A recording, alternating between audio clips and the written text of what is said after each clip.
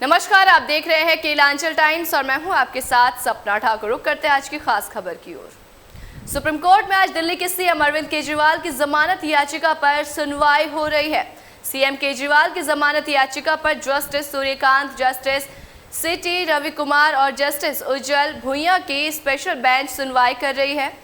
ED से जुड़े मामले में पहले ही सुप्रीम कोर्ट ने सीएम केजरीवाल की रिहाई का आदेश दिया था।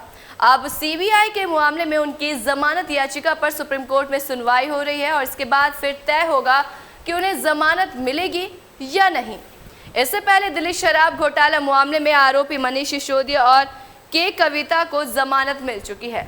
दिल्ली के मुख्यमंत्री अरविंद केजरीवाल की जमानत याचिका का विरोध करते हुए सीबीआई ने कहा कि शराब नीति मामले में उन्हें उनके सह आरोपी के बराबर नहीं माना जाना चाहिए। गुरुवार को जमानत याचिका पर सुप्रीम कोर्ट में सुनवाई से पहले अपने जवाब में सीबीआई ने यह भी कहा कि आम आदमी पार्टी के सुप्रीमो को हिरासत में रहने के दौरान इलाज मुहैया कराया जा सकता है। केंद्रीय जांच एजेंसी ने तर्क दिया कि केजरीवाल को गिरफ्तार करने में किसी कानून का उल्लंघन नहीं हुआ है। एजेंसी ने दावा किया है कि वो मामले को राजनीतिक रूप से सनसनीखेज बनाने की कोशिश कर रहे हैं। सुप्रीम कोर्ट में अरविंद केजरीवाल के वकील अभिषेक मनु सिंघवी मनीष सिसोदिया की जमानत याचिका का आदेश पढ़ रहे हैं और अदालत को उनकी जमानत का आधार बता रहे हैं।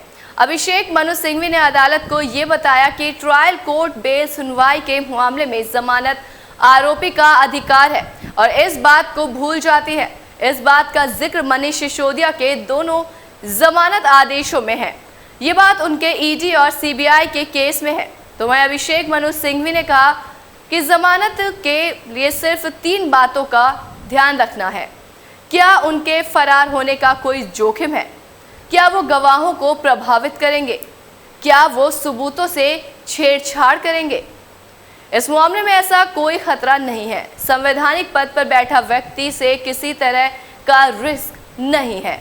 इस मामले में अभिषेक सिंघवी ने आगे कहा कि सीबीआई ने सीआरपीसी की धारा 41A के तहत जांच और पूछताछ के लिए नोटिस दिया था। ये इस बात का सबूत है कि सीबीआई केजरीवाल को गिरफ्तार नहीं करना चाहती थी। सिंघवी ने कहा कि 41A के तहत नॉन अरेस्ट को गिरफ्तारी के मामले में बदल दिया गया। इस पर जस्टिस सूर्यकांत ने कहा कि जब आप हिरासत में हैं और अगर दोबारा गिरफ्तार कर रहे हैं तो आपको अदालत की अनुमति की आवश्यकता है। सुप्रीम कोर्ट ने दिल्ली के सीएम अरविंद केजरीवाल को राहत देने का संकेत दिया है। कोर्ट ने कहा कि जेल में रखा जाना उपवाद है। सिंघवी ने कहा कि धारा 41A सीआरपीसी को 2010 में एक उद्देश्य के लिए शामिल की गई थी। गिरफ्तारी को विनियमित करने की मांग की गई थी। आप बिना किसी आधार के गिरफ्तारी के लिए दबाव नहीं डाल सकते। सिंघवी ने कहा कि इस तरह की गिरफ्तारी तब की जाती है जब जांच प्रभावित हो सके, लेकिन मैं तो जेल में था जब 2 सालों के जांच के दौरान गिरफ्तार नहीं किया गया, तो अब क्यों किया गया?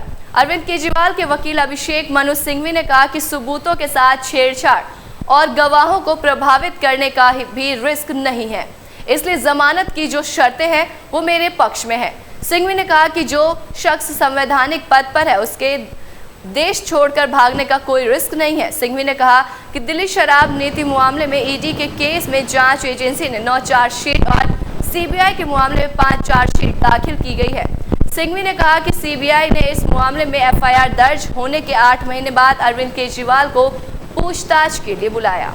ऐसे तमाम बड़ी खबरों के लिए देखते रहें केलांचल टाइम्स।